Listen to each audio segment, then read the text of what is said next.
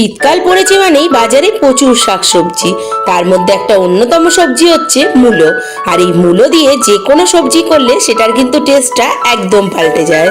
আমিও আগে জানো তো মূলো অত পছন্দ করতাম না, কিন্তু এখন মূলোটা আমার বেশ লাগে।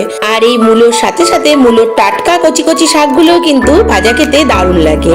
আজকে দেখো টাটকা শাক পেয়ে গেছিলাম, ভাবলাম বানিয়ে ফেলি মূলো শাক ভাজা। প্রথমে মূলো শাকটাকে দেখলে কেমন ভাবে কেটে নিয়েছিলাম, তারপরে ভালো করে ধুয়ে নিয়েছিলাম।